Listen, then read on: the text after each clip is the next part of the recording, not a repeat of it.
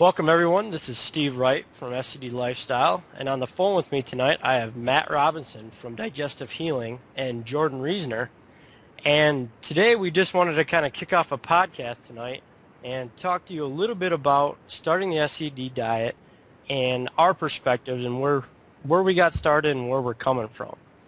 So to kind of kick it off, I think all three of us had a really interesting and diverse background before we started the diet.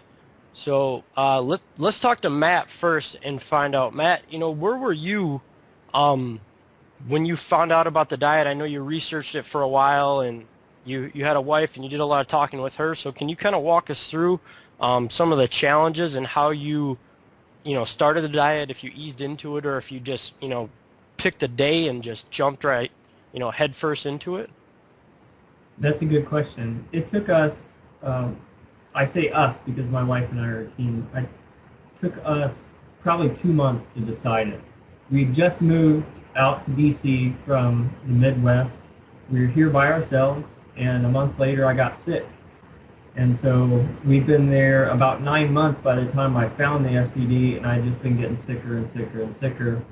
And it seemed like I couldn't do anything. So to add the stress to my wife, who was cooking for me for the first time, this is the first time she hadn't had a job, a paying job in her whole life. She decided to stay home with the kids when we got here. To ask her to cook for me in a way that was, one, really labor intensive, and two, totally foreign to the way we've been eating. And three, it seemed like if I started it, then she would have to start it too. So we had to talk through all kinds of issues, and it took us maybe 2 months to make the decision. But once we actually made the decision, I said, okay, next Saturday, I'm starting the diet. And we just did it from there. Wow, that's awesome. So you said you have some kids. Did your kids get on it right away with you too? No, actually, right now, I'm the only one on it in the family. Last weekend, my wife made chocolate chip cookies and sat them on the counter. Oh no. I know, but she's really supportive, and I'm pretty disciplined, so. Wow, that's awesome that you can kind of coexist with her. So she's making kind of like some more regular food for her and the kids, and then she makes you, SED legal meals on the side too, right? Yeah, I mean, for the most part, our big meals are SCD friendly, but desserts and extras here and there may not be. So. Okay, awesome. So Jordan, I know that you have a family too, and you had your own way of easing into the diet. Can you walk us through how you did it with your family? Yeah, definitely. When I first started to learn about the SCD diet, I'd been prescribed by my holistic doctor. He said, "Hey, start this diet. You won't have to worry about anything. It'll make you feel better. It works. You just got to do it." And I picked up BTVC, and I'd been living gluten-free for 2 years. So my wife, and then I had I think he was 9 months old at the time, my son. He had just started eating some pureed foods, so pretty much it was just my wife and I, and she ate a lot of gluten-free meals with me. It wasn't too much of a big deal, but the big deal was I wasn't getting any better. So I read BTVC, and I was really intimidated, and I kind of looked at her one night when I got done with the book, and I kind of pitched her the idea of, hey, I'm thinking about starting this crazy diet, and I just want to try it for 30 days and see how it goes. And what do you think about it? And she kind of looked at me like, well, what do you expect me to do about it?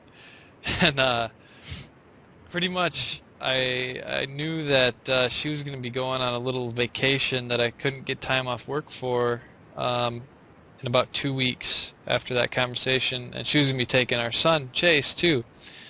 So what I ended up doing was I almost just started to ease into the diet real slow. I kind of got ready. Like over that 2-week period, I kind of stopped eating all the rest of the grains I was eating, which wasn't too hard because I was already doing gluten-free. And then I dropped the starches, and then at the very end I dropped the sugars.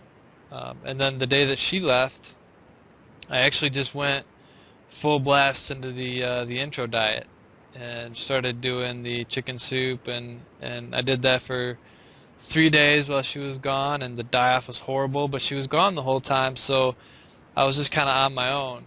And and after I got into the diet a little longer, and she came back, obviously, after a week, uh, basically the way we have a good system going now is, you know, I'll make dinner pretty much every night, and I'll make the bulk of the meal. So I'll make all the meat and the veggies that we share and that our son eats as well.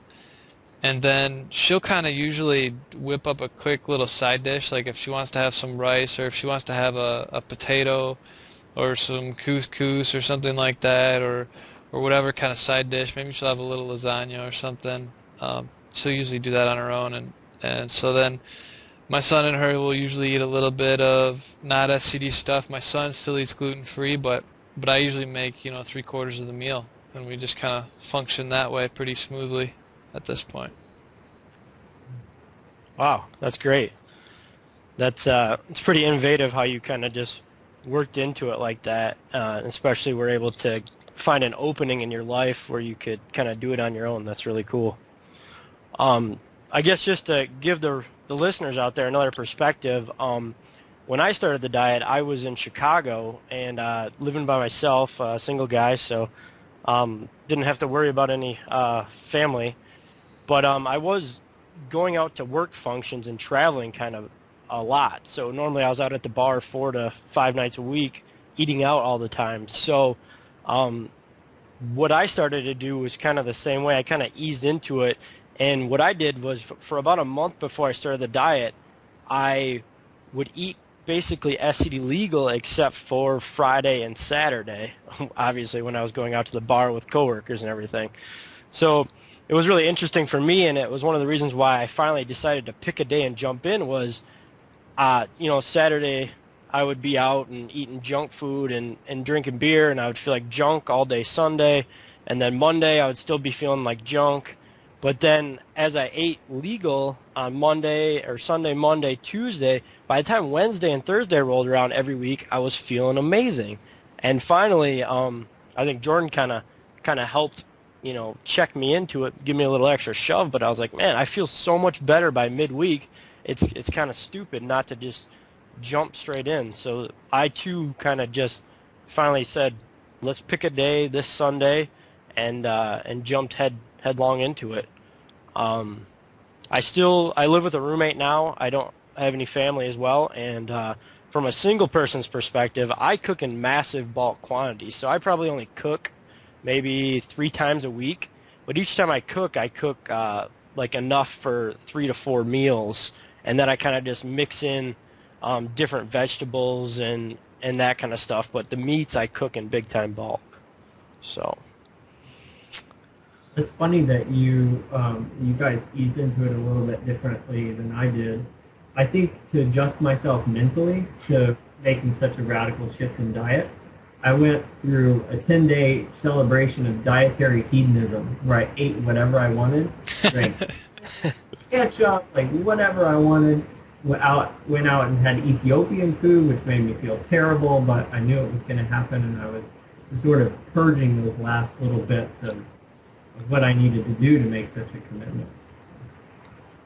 That's really funny that you brought that up, and I kind of almost forgot about that. But I too had like a Last Supper weekend where I literally like I spent like almost all week researching what restaurants I wanted to go to, and since I was in Chicago, I wanted to enjoy, you know, Chicago deep dish pizza, and I literally spent like a bunch of boatload of money at like the nicest pizza joint in Chicago, ate like 3 pieces, and immediately spent the rest of the night on the toilet. It was horrible, but it tasted so good. Right, and it provides a little bit of closure, you know? Yeah, it was like a last motivating kick to be like, come on, Steve, you know, it's, you know, this isn't for you. Right. Well, let's back up a little bit and go back to before we were all starting the diet. Matt, when you first learned about the diet and you're kind of contemplating doing it, what were some of like the biggest limiting beliefs or the biggest challenges you saw to to, immediately starting the diet? Like, why did it take 2 months? What was the biggest source of hesitation for you? Yeah, I have this sort of congenital learning disability, which makes me wonder why all the time. Why does it help? Does it work? Does it work? And why does it work? So I spent 2 months following all the references in breaking the vicious cycle and making sure that I felt I have a master's degree in science. I have a biology degree in undergrad, and I've done a lot of research. So I feel like I need to figure out if it's credible. And it took me 2 months to figure out whether it was credible or not. And then the other side of it was nothing else was working, so what did I have to lose? So when those two things came together at the same time, I was ready to start. Wow, awesome. So you actually tracked down basically all the papers and studied them for yourself? All the ones that I thought were relevant to my questions. Yeah. Wow, that's awesome. Yeah. Jordan, what about you? What kind of beliefs did you have, or challenges did you have after reading the book for the first time? I think my biggest challenges and limiting beliefs were around how am I going to do this? How am I going to pull this off?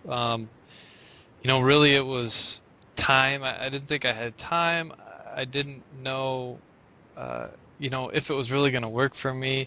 It just seemed so overwhelming because, I was like a year and a half out of college, and we had a 9-month-old son, and I pretty much just made like boxed gluten-free dinners, gluten-free pizzas, gluten-free pasta in a box, and at the same time I was still kind of skeptical because I was thinking, well, I have this disease, I have this thing that is permanent, and the gluten-free diet isn't working because I'm getting glutened all the time. So what's going to be different if I start the SCD diet? I'm still going to get glutened all the time from contamination, from this or that, the other thing, and uh, you know, eventually, when I started voicing some of these concerns to my wife, I think she kind of just looked at me like, "You're full of it," and I think I kind of realized that a lot of that stuff, I was almost just making excuses.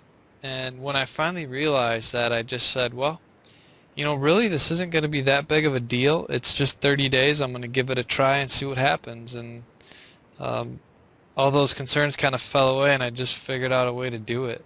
You know, in my head, it didn't seem that difficult anymore. And I just had to spend a lot of research online, like how do you puree apples? How do you just simple stuff like that that I just didn't even know. Um, I just had to spend a lot of time online trying to learn that stuff on YouTube that I guess my mom probably should have taught me when I was younger, but That's awesome.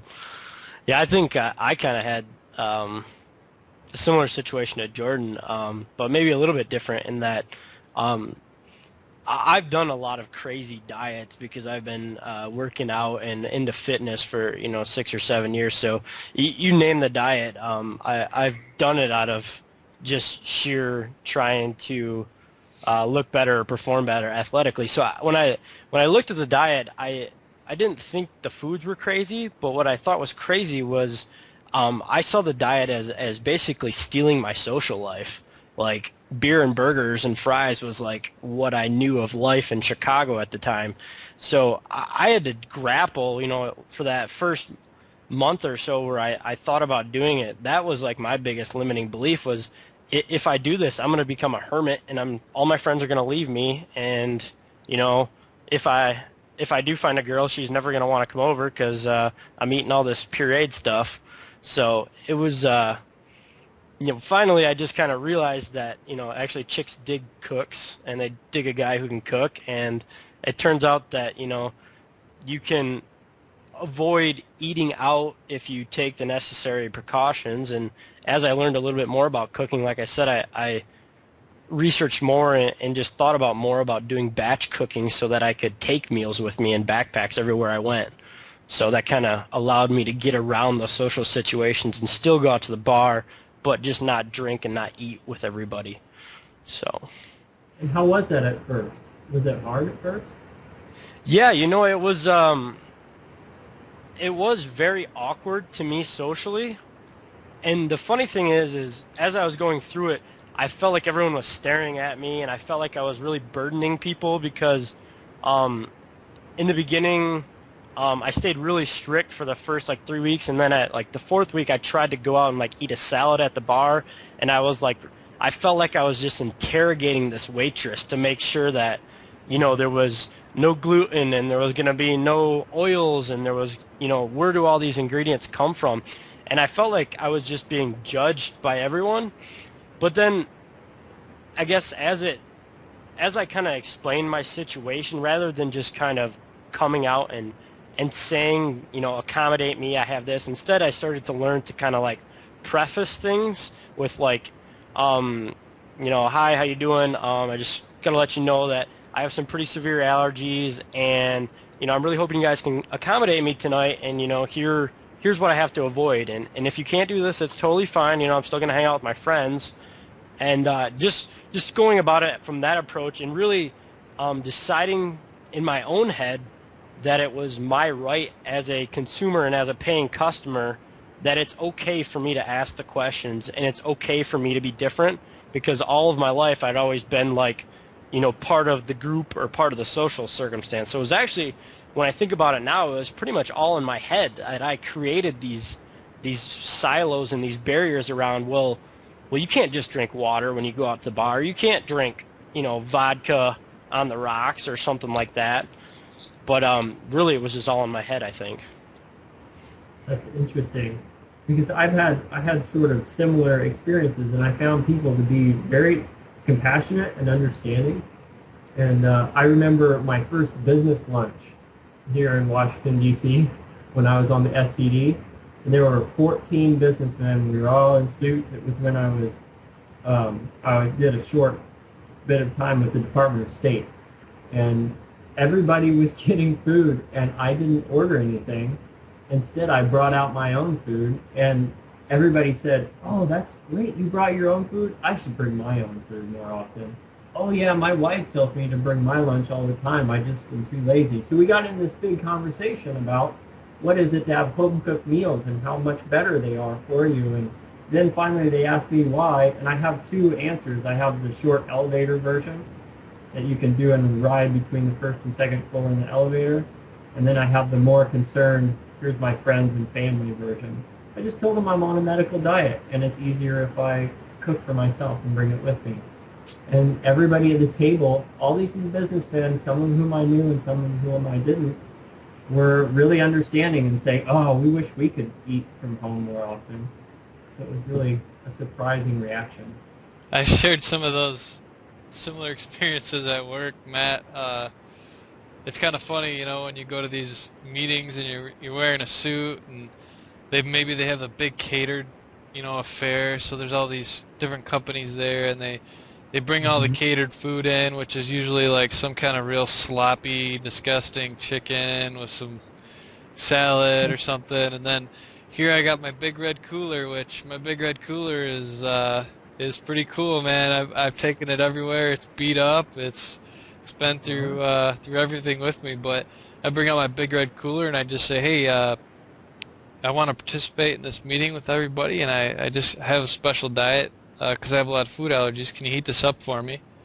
And usually they're pretty cool about it. They heat it up, and it brings a lot of attention, usually from a couple people around me. They'll just use it as a conversation topic, like, "Hey, you know what? What do you got there? It looks pretty interesting. It looks way better than this food."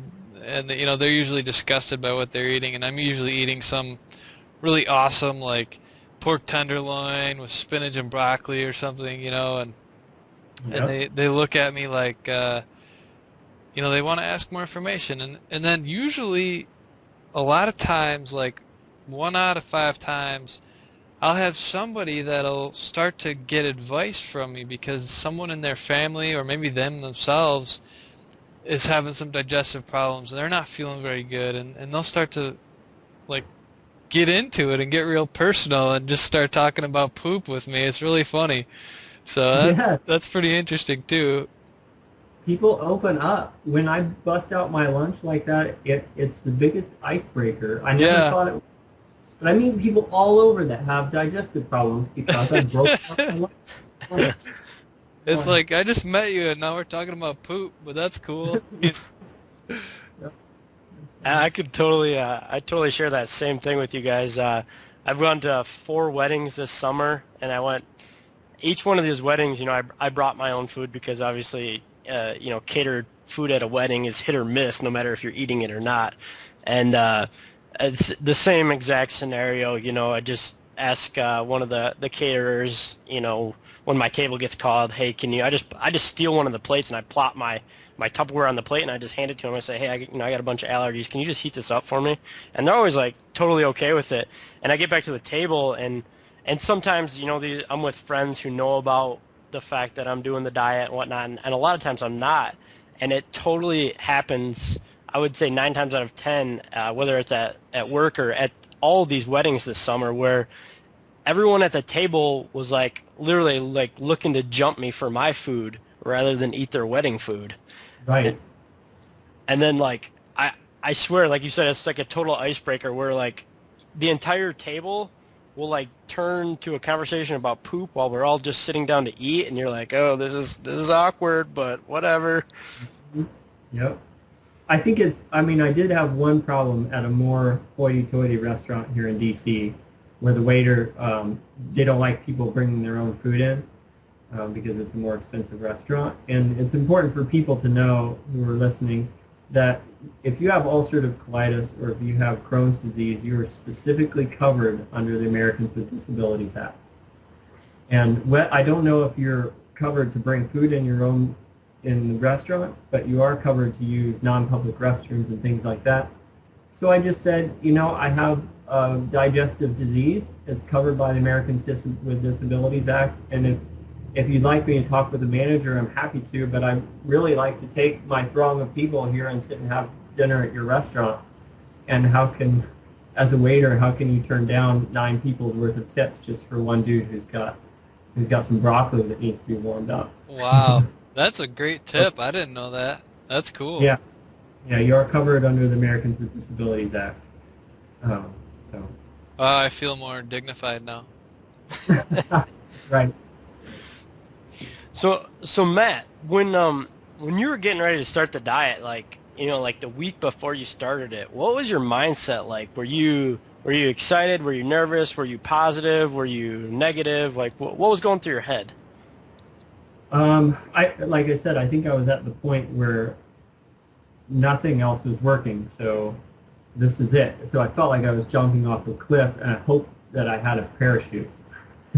I had done my research, so I felt like the diet was credible, and the only question left in my mind was, will it work for me?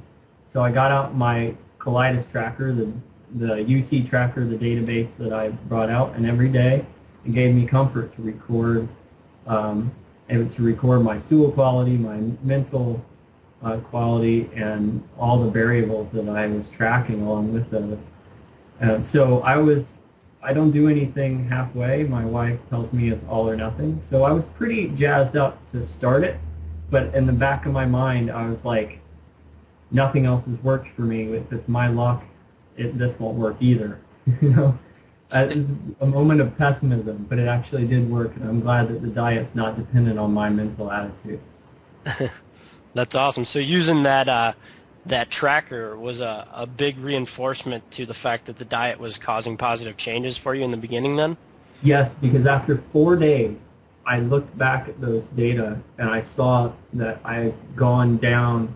My stool quality didn't improve, but I had gone down from an average of 9 to 10 times a day to 4 to 5. And I wouldn't, in the chaos of life and everything like that, I wouldn't necessarily know how many times I had gone to the bathroom unless I was keeping track of it.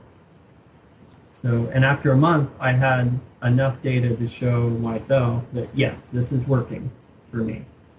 So let's keep going.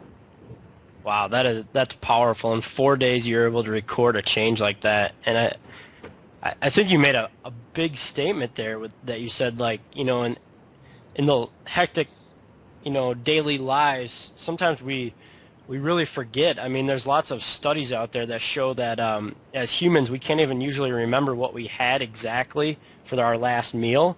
let alone, if you're going to the bathroom a couple times a day, you're probably not going to be able to remember not only what you had for your last meal, but what the stool quality or the frequency of how many times you're going to the bathroom. So I think that's something huge that you just hit on right there that I wanted to just make a point of talking about. I think it's essential to track your symptoms, and all I did was keep a little piece of paper and a pen in my pocket. And wherever I was, if I had to go to the bathroom, I wrote all the data down. And then when I got back to a computer or back somewhere where I could use the computer, I put it all in the database. Sometimes that was 3 days worth of data. Sometimes it was an hour worth of data. So. Okay, so you kind of just kept the same little note card or something, and then whenever you had a chance to dump it back into the computer, you just did it all at once. In retrospect, I would have liked to have kept one of those little pocket-size spiral-bound, like reporter notebooks. That would be a really good thing to have just in your back pocket all the time. Gotcha. That's great advice. Jordan, what about you? When you started the diet, what was your mindset like? What were you thinking, days before you started the intro diet? Well, I have to echo Matt's sentiments, just that I was in a complete emotional breaking point, and I would have eaten dog poop if it would have made me feel better at that point in my life. 2 years of not getting better on a gluten-free diet, and then eliminating dairy, and then eliminating soy, and then eliminating corn syrup, and then doing colon cleanses and bacterial cleanses and candida cleanses and liver dumps and detoxes, and having none of that stuff work. I put all my eggs in this basket where I went to see this doctor that everybody was telling me was so amazing. I knew he was going to give me a magic pill, and then he told me the SCD diet was it. And after some initial letdown, I realized that if he's right, then it could probably save my life. And if he's wrong, I don't know what's going to happen, because this is all that I have left that I could try. I didn't know. It was either this or I was going to die, I guess, is what I was thinking. And I know that sounds a little morbid, but I was at the point where I didn't know what else I could possibly do but jump off this cliff and give this diet a shot for 30 days, because there was nothing left that I hadn't tried. And so it was a big motivator for me, and it was also it gave me the motivation to push through all my fears about time and being overwhelmed and not knowing what to do, and all the social fears, and it just helped me break through all that and just say, well, this is it. It's either this or who knows what. And then, on top of that, just thinking about starting the diet became a 100% commitment in my head. I was going to give it 30 days of no cheating, 100% no matter what, so that I was giving it a full shot. And I think that was really what got me over the hump. And then, of course, tracking and journaling and writing down, just like Matt said, I wrote down everything that I ate in an Excel spreadsheet, and then exactly how I felt. And I remember on the 7th day, I looked at my spreadsheet before I went to bed, and I realized that was the first day in probably 5 years that I got to control the urgency of my poop for once. For the first time in my life, it wasn't a race to the clock that I need to find a bathroom in the next 5 minutes or there's going to be trouble. It was the first time in my life when I could control and hold it for at least a little while, which to me was a godsend. That's huge. And then, subsequently from that point forward, it was nothing but more and more improvement. But that was just a huge realization that I got to hold a poop today for like 45 minutes. And from then on, no big deal, It's all about the small things. It's awesome. and you can't forget those small things either. Yeah, almost 2 years on the diet, it's like I still have to keep that close to my heart, or you forget. Yeah, I just wrote about that this week when I finished my half marathon. No big deal, half marathon. Yeah. No, but I finished it without having to poop, which was a huge thing for me. That's awesome. Yeah. So Jordan, let's before I talk about my mindset, I just want to play off the parallels here of these two guys who've had amazing breakthroughs, and we're able to realize those benefits by tracking them through journaling. So, we heard from Matt. He kept a piece of paper in his pocket with a pen. Jordan, how did you do it? I just, I'm just a computer guy all the way, so, and I'm on my computer all day at work, so I just threw a Excel spreadsheet together that had all 7 days of the week, and it had all 24 hours of the day, and in the hour block, I would put food in there if I ate food, or I would put BM in there if I went to the bathroom, and then a description of the BM. And then in the morning and the evenings, I would put a quick description of how I was feeling, like mentally, if I had brain fog, if I was depressed, if I was happy, what my emotional state was.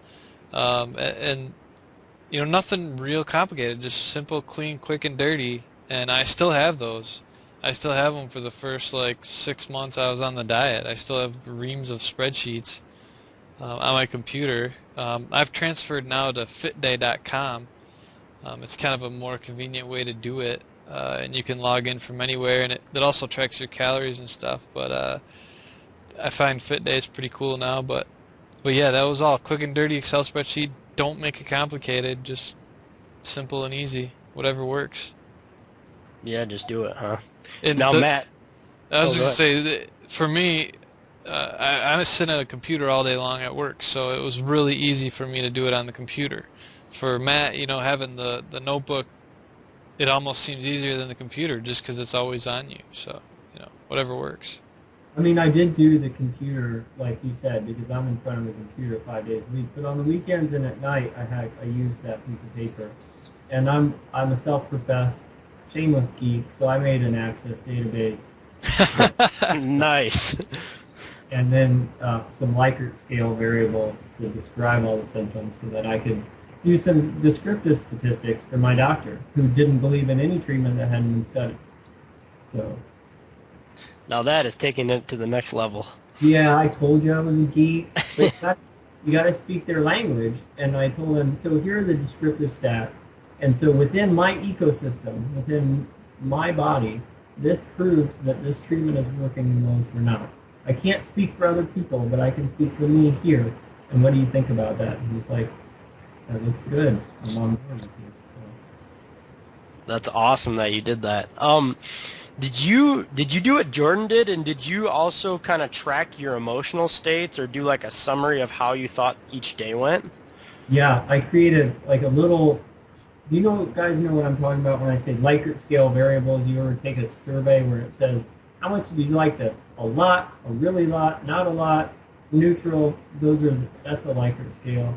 And I had a mental well-being indicator, 1 through 5. 5 was, I'm going to go hang myself now, I'm so depressed. And 1 is that I feel great, and I've never felt better mentally. And anything in between is how I rated myself, 1 through 5. Nice. Very simple and easy. I like it. Yeah, and it's numerical, so I can track it over time. Very cool. Well, I guess I'll share my perspective really quick here, but I was kind of in a different boat than I think both of you guys were. I didn't have a diagnosis at the time. Of course, I had several doctors tell me that I had IBS. I've been hearing that for several years at this point. And I'd just gotten some celiac test results back negative, and I was honestly, believe it or not, just to be full disclosure honest, I was bummed that the test came back negative because I thought that if they came back positive, I could finally hang my hat on a diagnosis, on something that I could put my finger on and say, okay, now I have a plan of attack because I understand what's wrong with me. And so I was kind of in this weird state of mind where I was thankful that I didn't have a very bad digestive disease, and yet I was still in this flux where I was like, what do I do? All these doctors say there's nothing I can do, maybe follow some IBS guidelines about, fiber or something. But I had tried all that stuff, and it never worked. So I decided to kind of approach it a little bit differently. I made the same kind of 30-day commitment, and I had all the same, limiting beliefs that we already talked about. But I decided that because this wasn't like a life or death situation to me, and because I wasn't I wasn't like intrinsically motivated by a diagnosis or something. I decided to just take it as positively as I could, and each time that I had to like try to learn to make a new food or try to do something different, like track my, journaling how I felt. I just tried to look at that and see how that could help me in the long run of my life, and how by doing this, I was actually just learning a new skill. It wasn't like a burden to me because I started to look at it in a different light, saying, well, if I learn how to cook, then that does a whole bunch of other things for me. And if I learn how my emotional states are and how my body actually acts, then I might actually be able to improve it. And so I guess that's kind of where I was coming from when I started it. And I was actually really excited, like I said, because a couple days of the week I was feeling awesome, and I was just really excited to see, man, if I felt really awesome for 30 days, like what could I do with my life? Where could I go? How could I be better?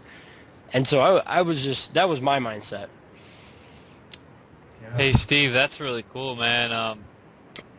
It made me think of something that I read a couple of days before I started the diet, and I think actually it was something that Eben Pagan said on a video or something along those lines. But he was talking about how the way that we are today, the cells in our body today, are made up of everything that we've eaten in our entire lives. Everything that has gone in our mouths to this point in your life is making up every cell in your body. And the only way that you're going to improve your life is by changing from this point forward what goes in your mouth. And in order to change those cells and be the different person that you want to be, you have to change everything that goes in your mouth. And that, I don't know, there was something really powerful that struck me when I heard that, thinking about, well, I'm only 24 years old, but I've eaten a lot of stuff in 24 years, and it's all been bad. And it kind of makes sense where I'm sitting today, I guess. And it just really helped me get one final push over the edge, too. Yeah. Yeah, I think that's definitely huge, and I think you can track that. I think I really think that journaling is a huge part, because I did a similar situation as Matt. I kept the actual spiral bound notebook, and I did the same kind of writing in the notebook and then transferring it to an Excel sheet. And I actually, because I was mostly suffering from mental, like, clarity, brain fog, and mostly just like gas and bloating and cramping, and I would just have like maybe 3 or 4 bowel movements a day, except for like, an occasional really bad day of like 8 or 9. Most of the stuff I tracked was really like, how am I feeling after each meal? How am I feeling after I go to the bathroom? Because I was losing a lot of my work time and a lot of my generally just being happy time, because I was always doubled over in cramping pain, or I was trying to figure out how I could walk a different route to crop dust the office and not get caught for smelling so bad. Nice. Right. Yeah. I lost a lot of work time too from being in pain after a bowel movement or before. So. Yeah, I But think that's we good. can all relate to being the sick guy at work, right? Yeah. Right. Did you guys? And speaking of starting the diet, did you guys prep your family? You're not necessarily just your wife or kids, but your Steve. I know you're single, so did you talk to your family about it? Yeah, I did. I tried to talk to them about it, I guess. I talked to my mom because she was actually a nurse back in the day. She's been out of the profession for quite some time now. But um, I tried to talk to her about how I was feeling, and how I wanted to try this diet, and how I thought it was going to make me feel better based upon all the stuff that I had read and the science behind it. And they just didn't really, they were receptive and supportive, but I think very skeptical, because I don't think they really understood how bad food made me feel. Like, I think I'm kind of like a I try to be a manly man, not show the world that I'm being a sick boy or something on the days when I feel bad. So I don't think they really understood like how bad I would feel after eating a bunch of grains or something, and I don't think they're really related to what happened in my digestion and on the toilet, because I'm not sure that they ever really had those types of digestive problems. So they were supportive, but kind of skeptical, and it was sort of like a learning process for all parties, I guess. Right. Did they, well, I lost that question. I was going to ask if they offered to cook for you when you came over there, or if you brought your own food just like you do when you go out. Yeah, because my family at the time when I was living in Chicago, my family was about 5 hours away. I would go home maybe once a month, once every 2 months, whenever there was a function or something I needed to attend. And I ended up going home like on the fourth week and the sixth week of the diet. And in the fourth week, I brought all my food with me. And my mom, before I came home, she just grilled me over and over again, what can I make you to eat? And because I don't know about your guys' families, but in my family, my mom does a whole bunch of cooking, and we're very big into doing a big family meal, and that meal is usually like an hour to 2 hours long with a lot of bonding time and just telling stories and just kind of hanging out. And so food is still a very big part of my family life. And so in the beginning, it was a bit difficult because I originally told her, no, I'm going to bring my food. And then throughout that weekend, I brought Breaking the Vicious Cycle with me, and I gave it to her to read while I was home for the 3 days. And I kind of walked her through exactly what I was eating and how I was making it. And so then the next time I came home 2 weeks later, I brought backup food, and I ate half of it, but I allowed her to make me one or two meals, two of the bigger meals, and she kind of made me like a separate meal outside of the rest of the family, and that went pretty well. Oh, good.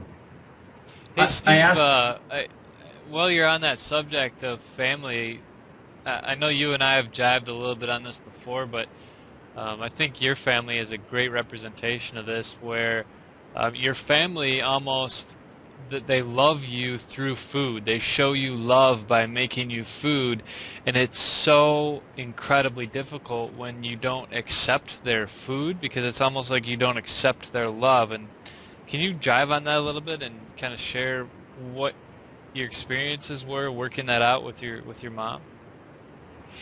Yeah, that's a great point, Jordan. I don't know about you, Matt, but yeah, my family, especially my mom and my grandparents, they show a lot of love, and they give love through being in the kitchen all day and making exquisite desserts and several courses of food.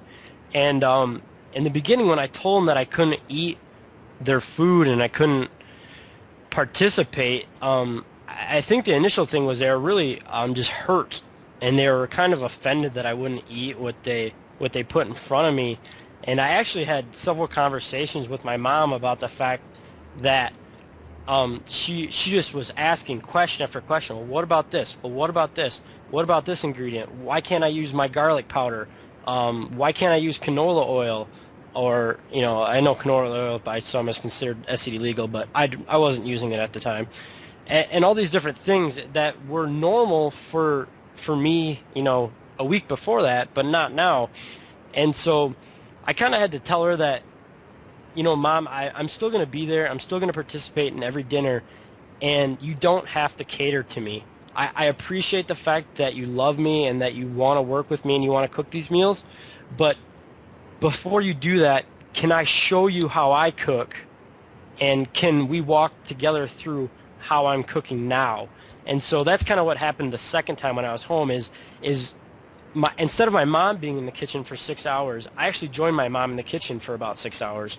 And I for the first time ever actually helped her cook for the rest of the family, as well as had her watch me cook what I was cooking, and then kind of, we just kind of traded back and forth. And so in that way, it was kind of a way for us to bond and still show the love, and still I was at the table the entire time, but it's still a give and take even to this day, going on close to a year on the diet. She's still asking me questions and trying to push me back to the old way of why can't I make you cookies, and why can't you eat this chocolate that I bought for Halloween or something like that. So it's still kind of a struggle, but I think we've moved past that, and she knows that I'm there, I'm at the dinner table, and that's how I'm showing my love, I guess, for the family. It was similar for me, and my mom's a nurse, still practicing nurse, and so I got to geek out with her a little bit about the science of the diet, but she didn't really understand it, and I think my family also shows love.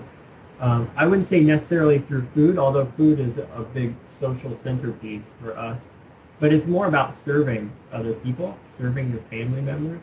So it became the big bonding point became in the kitchen, just like you. The first time I went home, I had my family, they wanted to go shopping so they could get all the food beforehand, and I sort of squinted and groaned behind the phone and was like, okay, here's what you get. And when I got there, about half the stuff was legal and about half the stuff wasn't. And there's this big awkward moment of, oh, we tried really hard, but we didn't succeed. And how do I tell you that what you bought that you thought was legal is not legal, and here's why, and this is why you should have taken my advice in the first place, and went to the grocery when I got there. So we started bonding over going to the grocery together, and then, just like you, Steve, I cook with my family all the time now. And it's great. It's a whole new bonding experience that we didn't have before. And I get to teach them all sorts of new foods and new ways of preparation. My dad's a fantastic cook, so he got it right away. And my mom is a very detail-oriented person, and she still asks me questions, just like you do. She asked me, so you can't eat rice? So it's well timed. And I say, no. But if you would read that book I suggested that you read a year ago, you would know why. And she's the nurse, like she should know. But so bonding in the kitchen and bonding going to the grocery store have been really fun for me and a new experience. Yeah, no, I totally agree, and I don't know about you, Matt, but I found that now when I sneak my way into the kitchen and do some cooking, I normally when I come home I'll try to have my newest and latest greatest SCD recipe that I just am loving, and then I always try to sneak it into the meal. And I found like probably 95% of the time when I'm not trying to feed my family like liver or something, that they will eat all of the SCD legal portions of the food, and normally the grains or the non-legal stuff will end up being the leftovers for the next day, which bums me out, but I think it's pretty cool to notice that.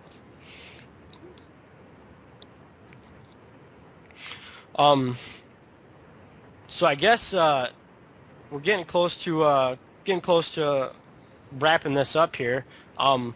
Let's just go along, go around table or something here, and give your last final piece of advice, 3 minutes or less, on if someone listens to this and they're thinking, hemming and hawing, do I start the diet, do I not start the diet?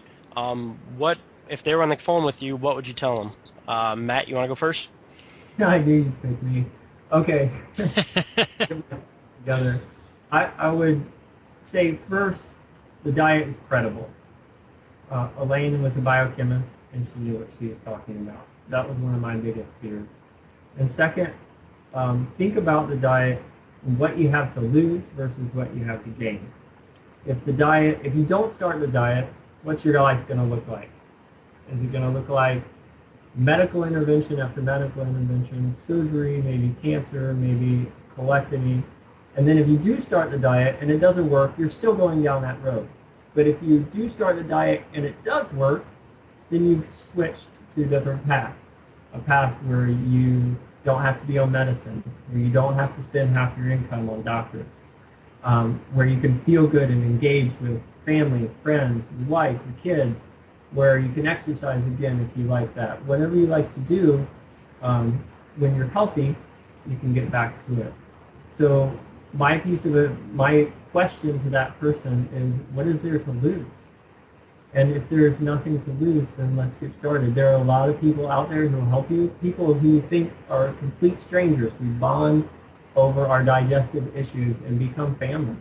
And so there's Jordan, Steve, myself, and lots of other people out there who will get up very late at night to answer your questions. That's great. Yeah. Very great. Yeah, I echo that thought. Think about what you have to gain and what you have to lose. Jordan, what do you got? Well, I think, Matt touched on it. We just did a post on that today. You have to ask yourself a couple of questions, and that's, what do you really feel like today as an unhealthy person? What is this digestive disease doing to your life? How's it affecting you? And then you have to look at, well, what is healthy? What is my definition of feeling good? And for me, I think when I was looking at starting the diet, my definition of feeling good was having control over when I poop, just being able to hold it long enough to enjoy my life and not have to have anxiety about it and be searching for a bathroom. And my definition of healthy has definitely grown and evolved since that time, but initially that's all I cared about. And you have to say, well, okay, what's it going to take for me to get there? Because otherwise, if I don't change anything, I'm just going to keep this same loop going where my life is miserable. Or I can think about making a change. And it is a lifestyle change. And, we've talked about it before. It's a famous quote in the book and all over the place. But you're no longer, living to eat. You're eating to live, because it's a fuel for your body so you can enjoy your life. So really the thing is, if you're overwhelmed, if you think you don't have time, if you think it's probably not going to work for your specific situation because of this or that or the other thing, try it for 30 days, because what is the worst thing that could happen other than you go back to the way things are today? It's a big change, and you're no longer living to eat. You don't live to enjoy tasty treats. You eat to live and enjoy your life. So you almost have to switch your mindset there and just give it 30 days. Yeah, that's great. And I guess you guys kind of stole kind of the same thread that I was thinking about speaking to. So maybe I can try to build off of both your statements by addressing two things. One is the 30-day number. I mean, I really want people out there who are kind of on the fence about whether to try this or not to think about it. 30 days is a very small time frame.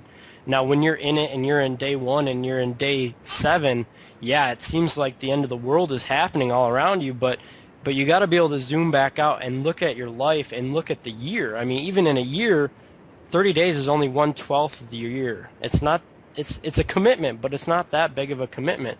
And if you zoom out again to your life, depending, like if you're like one of us guys and you're under 30, under 40, what's going to happen if you commit 30 days and you're able to change the rest of your life? Is it worth it for 1/12 of your year? I think so.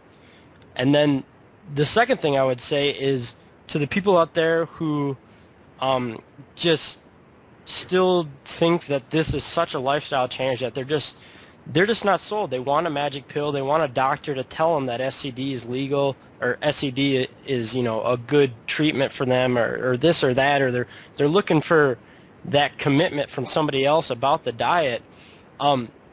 Try thinking about the diet as the magic pill. Like, what if food was your pills? Like, what if you stopped taking all your pills? Like, before the 1900s, there really wasn't any pills, and it's not been until the last 20 years or so when all of these drugs for Crohn's, colitis, inflammation, all the different drugs in the market really popped up in the last 30 years. But food and treating yourself with whole foods and rest has been around for eons, decades. So maybe try to shift your thinking a little bit to looking at getting away from a pill form of treatment and investing any money that you would have put into supplements or your Medicare bills or your, any copays you have for a doctor or for anything, and put that money for a month into your food and just see what happens. All right, guys. Well, I think it's a pretty good way to wrap it up, and I think we had a pretty good talk tonight. We dived into a lot of subjects. We were all over the map, which I think was our goal. So hopefully this was the start of many of these podcasts, and thanks for being with us. I agree. I had a lot of fun. I agree, and I have to add that anybody that hasn't started the diet but listened all the way to the end, you should probably start the diet and stop listening to podcasts for 60 minutes. Yeah, fortitude to listen to this out. Zero. And obviously, I'm going to throw in a little plug there. If you're going to end this right now and start the diet, go download our free guide that we made for you to start the diet and get started tomorrow. And then go visit Matt's blog tomorrow, while you're starting the diet so you get more advice. Thanks again, everybody.